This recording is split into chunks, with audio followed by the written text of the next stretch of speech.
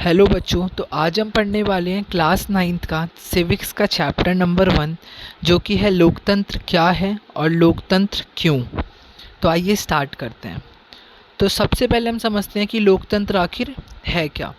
तो लोकतंत्र क्या है, इसकी एक सिंपल सी परिभाषा गिवन है। लोकतंत्र शासन का एक ऐसा रूप है जिसमें शासकों का चुनाव लोग करते हैं। मतलब लोकतंत्र एक ऐसा शासन है जहाँ पे जो शासक है, लीडर है, रिप्रेजेंटेटिव है हमारा, उसको चुनने वाले कौन लोग होते हैं?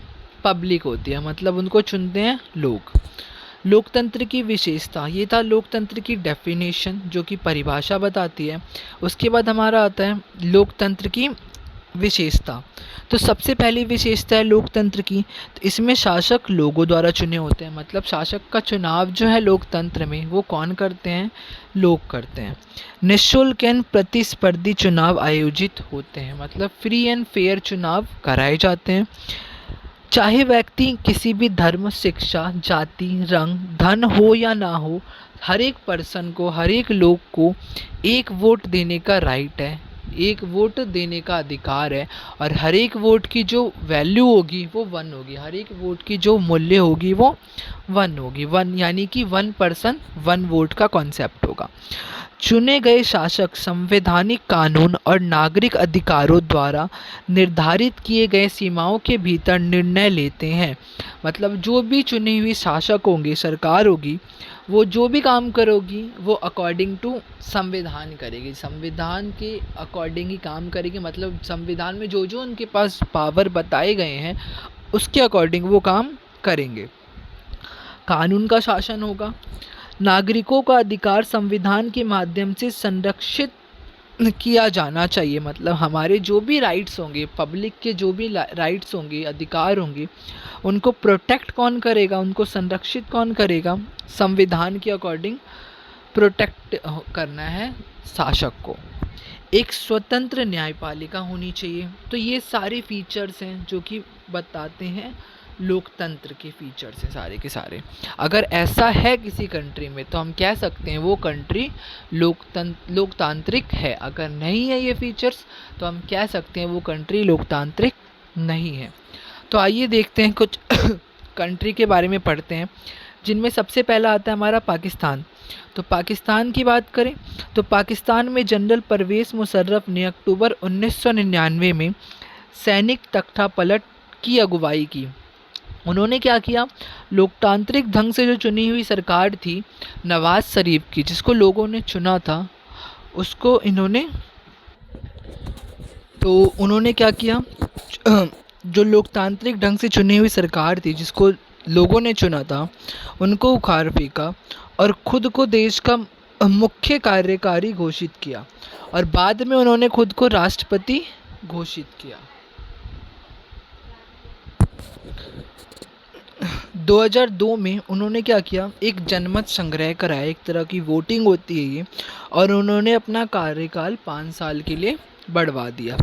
अगस्त 2002 में उन्होंने एक लीगल फ्रेमवर्क ऑर्डर के ज़रिए पाकिस्तान के संविधान को बदल डाला, जिसके अनुसार उनके जो संविधान बदला, उस संविधान में इन्होंने ये लिखा कि आज से राष्ट्रपति के पास पावर है, राष्ट्रपति के पास अधिकार है कि वो राष्ट्रीय और प्रांतीय असेंबलियों को भंग कर सकता है।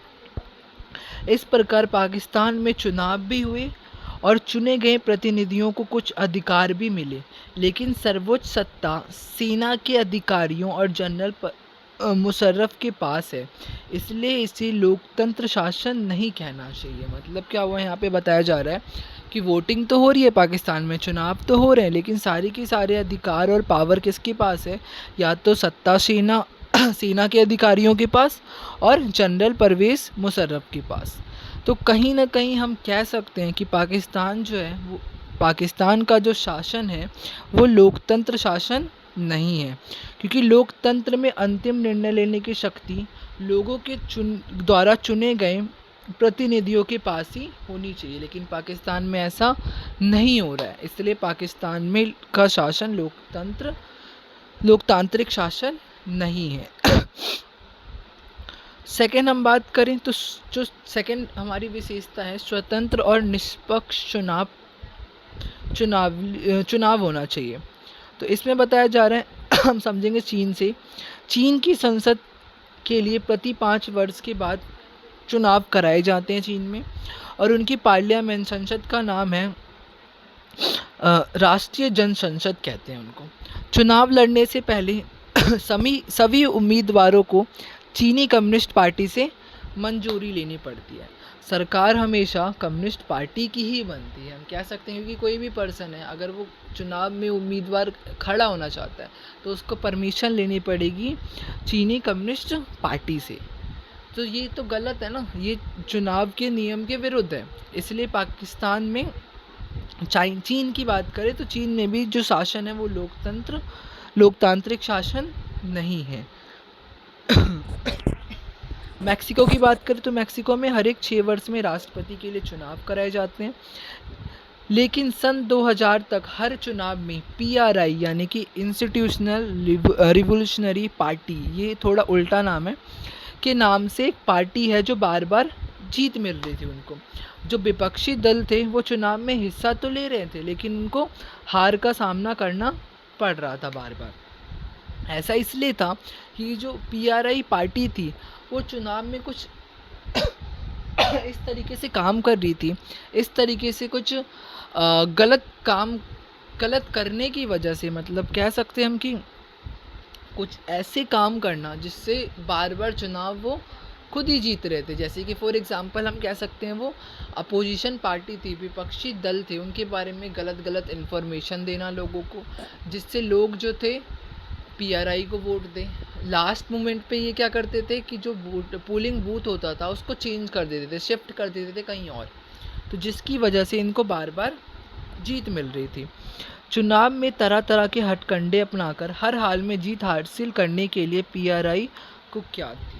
तो दोनों ही मामलों में, चाहे हम चीन की बात करें या फिर मैक्सिको की बात करें, लोकतंत्र नहीं कहा जाना चाहिए। यहाँ दोनों में, चीन में मैक्सिको में लोकतंत्र नहीं है। तो सेकंड फीचर हमारा लोकतंत्र का निकल के आता है कि लोकतंत्र निष्पक्ष और स्वतंत्र चुनावों पर आधारित होना चाहिए, ताकि सत्ता के बैठे लोगों के लिए जीत और हार का समान अवसर हो। मतलब कोई पर्सन जीत रहा है अभी तो आने वाले टाइम में वो हार भी सकता है, और जो हार रहा है वो आने वाले टाइम में वो जीत भी सकता है। मतलब चुनाव जो होने चाहिए वो कैसे होने चाहिए, निष्पक्ष और स्वतंत्र होने चाहिए। ये हमारे सेकंड फीचर्स है लोकतंत्र का, सेकंड विशेषता है लोकतंत्र का। तो अभी के लिए हम इतना ही डन करते हैं, आगे के पार्ट हम नेक्स्ट वीडियो में देखेंगे। Thank you.